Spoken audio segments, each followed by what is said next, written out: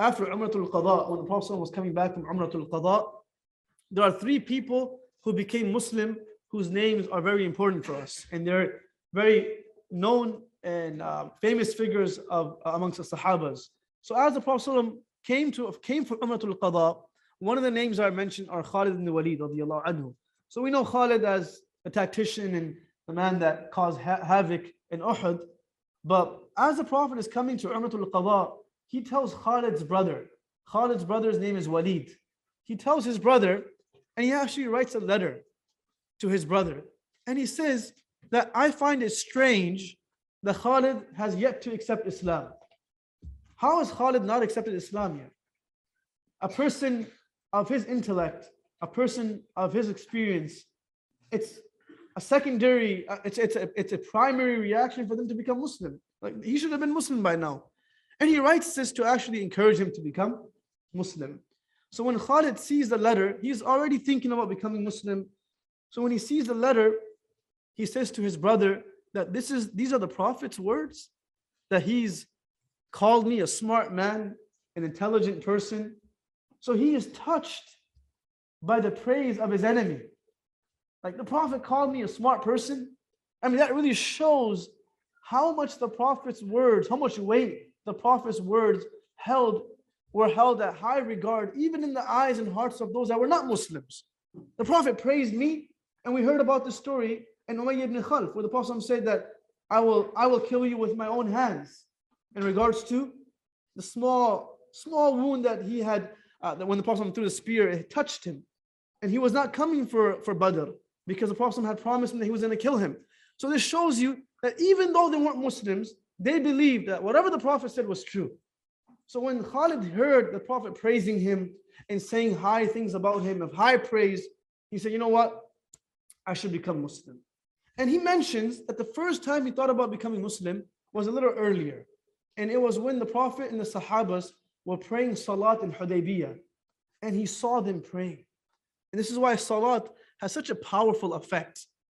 In Hudaybiyah, the Khalid and his archers, or his army, he had his own gang, like the same people that went and fought in Uhud.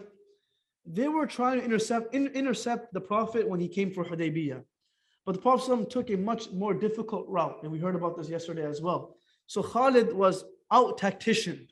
He was outsmarted by the Prophet. So that already caught his eye, like, oh man, the Prophet outsmarted me. And when he reached Hudaybiyah, the Sahabas and the Prophet were praying Dhuhr Salat. So they were praying Salat. And he saw them praying. And as he saw them praying, he was touched by Salat. Has it ever happened to anyone that they were praying in a general place and someone came to them and said, what were you doing? That looked so peaceful. Anyone? Right? Has it happened before? Okay. If not, maybe we're not praying well, right? No, I'm just messing around. It's happened in airports, specifically in airports when you pray.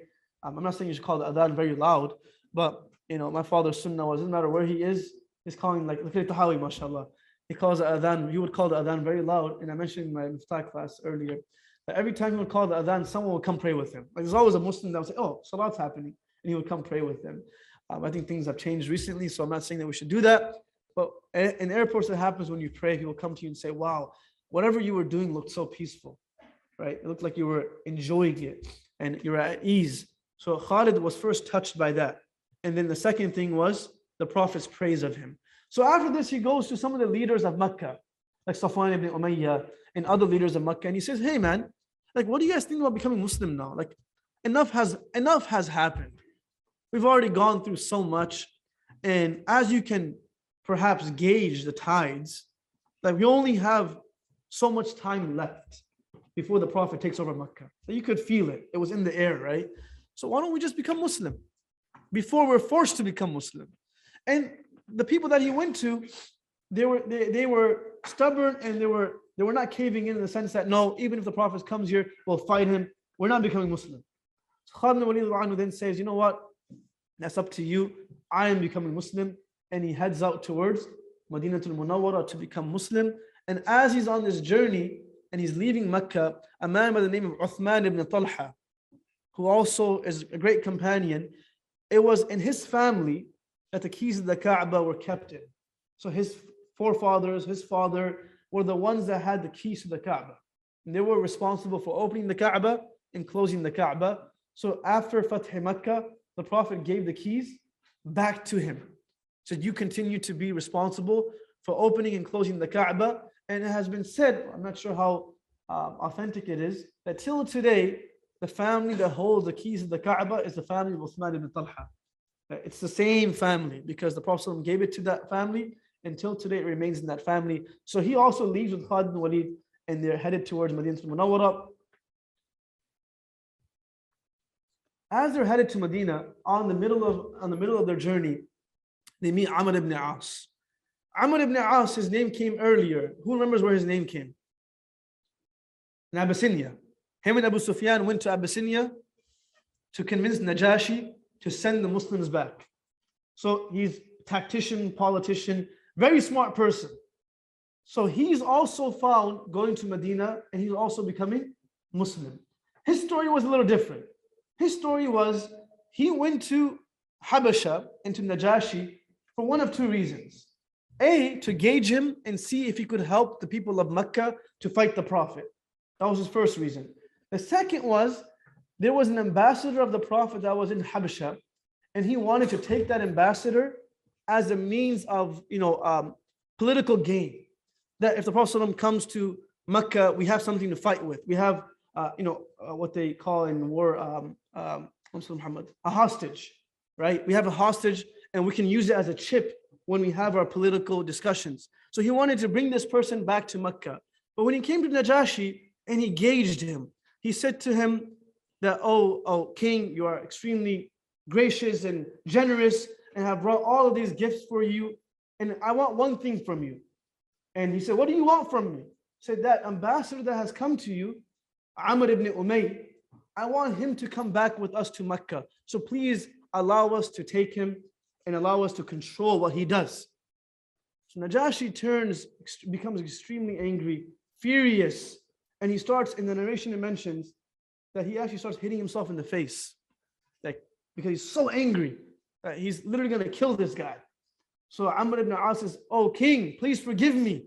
If that was the reaction that I knew, if I knew that this was going to be the reaction, I would never have asked for this.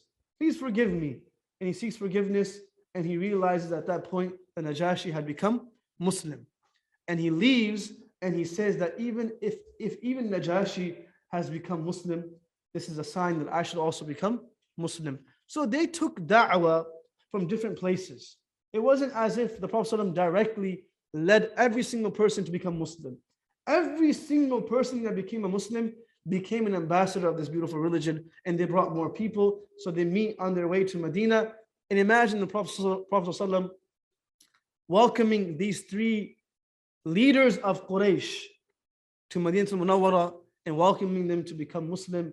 It was also a beautiful moment for the Prophet ﷺ. When Khalid came, the Prophet ﷺ spoke highly of him and he spoke highly of his qualities. The Prophet ﷺ praised Amr ibn As, and they came and they said, Ya Rasulullah, we will become Muslim under one condition. Specifically, Amr ibn As said this. So we will become Muslim under one condition. What is the condition? That everything that we've done before Islam is forgiven. Because we've done a lot of bad things. We've done a lot of bad things. And the only thing that's holding us back is, well, all those things will haunt us. And the Prophet said, no, al-Islamu yahdimu ma qablahu. The Islam forgives all of that which took place before it. When you become Muslim, it's as if you've been born again from your mother and you're a new person and all of your sins have been forgiven. And this is the Islam of Khalid, Amr ibn As, and Uthman ibn Talha. All three of them became Muslim, and they all three then lived where? Lived in Medina. They didn't go back to Mecca. They lived in Madinah al-Munawwara, and they chose to live with the Prophet ﷺ. And this is where Khalid anhu has now been. He says to the Prophet ﷺ, Ya Rasulullah, I used my talents and my skills for so many years to fight against Islam. I wish that now I can one day use these skills to protect Islam and to be a warrior for the Muslims. The Prophet ﷺ says in a beautiful hadith that الناس معادن كما عادن الذهب والفضة. He says people are mines of gold and silver, right? They're mines in the sense that there's a lot of goodness in every single person. There's so much to offer from every person. Everyone has something good inside of themselves that they can give people, that they can benefit people through. And the Prophet then says, خِيَارُهُمْ فِي الْجَاهِلِيَّةِ خِيَارُهُمْ فِي الْإِسْلَامِ إِذَا فُقِهُ. That the best of them in Jahiliyyah, meaning the ones that were known in Jahiliyyah, will also be the best in Islam if they're able to become Muslim. If Allah gives them hidayah, Allah will use them for the sake of deen. It's not that when you become Muslim, you lose your prestige, right? You don't lose your lineage. Islam did not remove the lineage of a person. Islam did not remove someone's honor and dignity that they had in their own communities, but rather it kept it. So for example, Tufail ibn Amr al-Dawsi was a leader. Islam kept that leadership, and the Prophet ﷺ made him remain the leader of his tribe, but rather just told him, encouraged him to also become Muslims. So it didn't remove anything from them, rather just added to them. So the hadith mentions that people are minds. In which way? One, everyone has goodness to offer, but that goodness can only be extracted if one knows that it's there.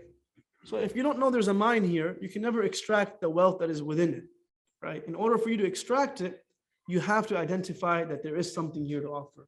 And number two, there is a difficult process of refining, extracting, and presenting that wealth that is in that mine. So it goes through this process. Similarly, for all of us, whatever we have internally to offer, we have to go through a process in which we are our salat, our Ramadan, our siyam, our coming to seerah, in which we are purifying and fertilizing that which we have so we can give it to people. So Khalid ibn Waleed, Amr ibn As, Uthman ibn Talha all become Muslim.